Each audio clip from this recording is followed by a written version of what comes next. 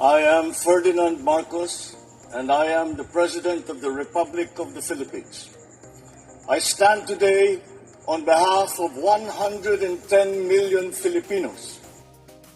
Hi everyone, hello universe, it's me again. Nako po, medyo di kalidad itong mga bagong guys, second batch private prosecutors laban kay Sara Duterte sa impeachment trial.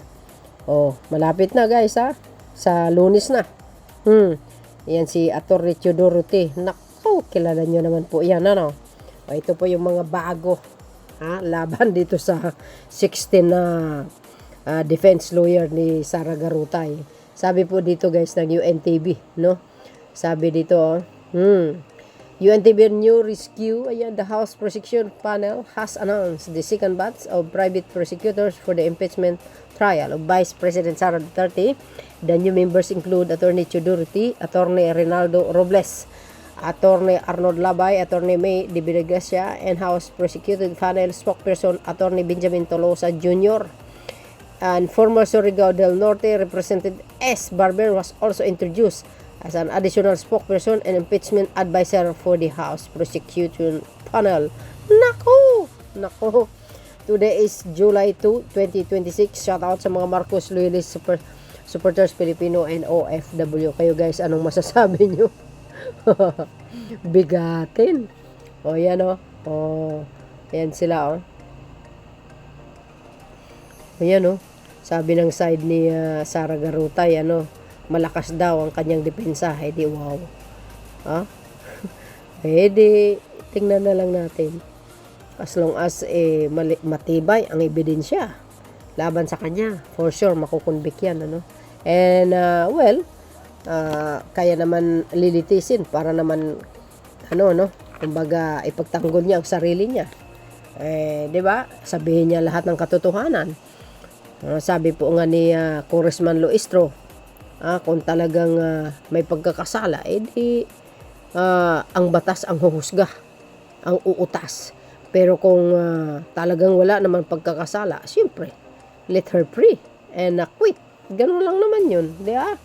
Yan sila kasama po si former Representative Ace Barbers. Ito yung mga nagko-comment. Talaga nakatutok ang buong bansa rito dahil hindi pinapalampas ng House Prosecution Panel ang pagkakataon na palakasin ang kanilang hanay. Malinaw na sinyalis na seryoso ang prosecution. Yes, seryoso dapat, no? Hindi biro-biro. Baka si Sara, matapos niyang ititrete ng Pangulo, sasabihin wala daw siyang sinabi, si Raulo. Kaya nga lagi kong sinasabi, parang nakabatak lagi. Ayan sinyalis ng seryoso ang prosecution na ilatag ang bawat ebidensya ng kaniyang prinsipyo at paninindigan sa batas. Kaya asahan nating mas magiging airtight at dekalidad ang takbo ng paglilitis na ito. Yes, dapat lang naman guys, no?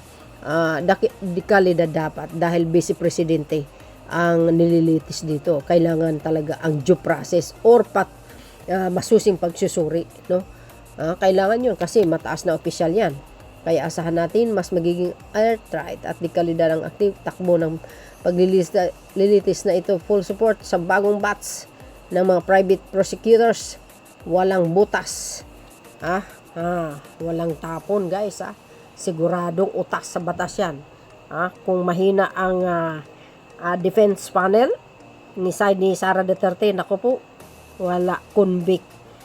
Kung ako sa kanya, pag alam niya alanganin siya, di mag-resign na lang siya if ever. Pero I think kahit mag-resign naman siguro yan, tuloy-tuloy ang impeachment laban sa kanya para nang sa ganun makikita ng taong bayan talaga ang totoong ground. Although alam po natin ang ground niya, nakikita natin yun doon sa article of impeachment. Kailangan na maihayag sa publiko at isa na tayo doon mag-cover.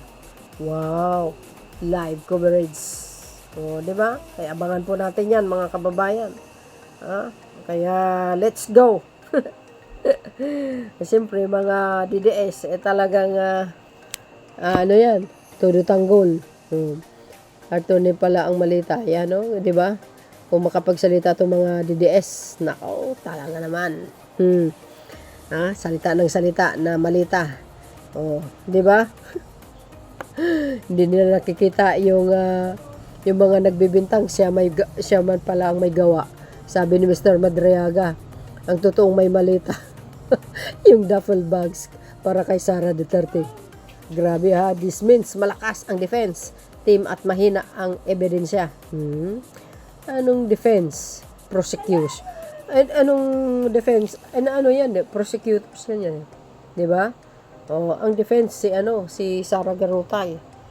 Ilan ang lawyers niya, guys? 'Di ba 16? 16 ang lawyers niya.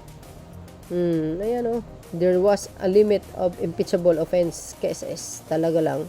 Di mo makikita na di nila kaya ang defense team ni BP Sara End of drama. Jesus, utot mo. Niwala ka dyan. Tingnan natin. No, di ba? And the crook is obviously in panic mode. There's no panic. Kayo ang nagpapanik. Kaya nga nag-ano kayo eh. Kaya nga nang aagaw kayo ng pwesto eh. Para palitan ng Senate President. Di kayo naloka. So yun mga kababayan. Kaya kaabang-abang ito. At abangan po natin. Lawyers to lawyers. Prosecutors versus defense. House of Representative Gay versus Sara Duterte. Kailangan pag kayo ay talagang makabayan, dapat malinis kayo, hindi kayo nagnanakaw, hindi kayo mamamatay tao para hindi kayo masilipin ng batas. Tapos ngayon lahat-lahat si PBBM ang sisihin nyo. Mga siraulo talaga itong ito si Garutay. 'Di ba? Lahat puro kay Pangulong isisisi, lahat kay Pangulong Marcos Jr. Kahit konti, kay PBBM lahat ang isisisi. Tapos ang lumalabas pagdating kay Sara, malinis, di kayo naloka. Lakwat Sera, travel around the world. So yun guys, ang aking pinaka-latest update. Thank you guys for watching. Follow me and likes. See you again on my next upload. Bye, and babush. God bless Philippines. There's more guys. Bye everyone.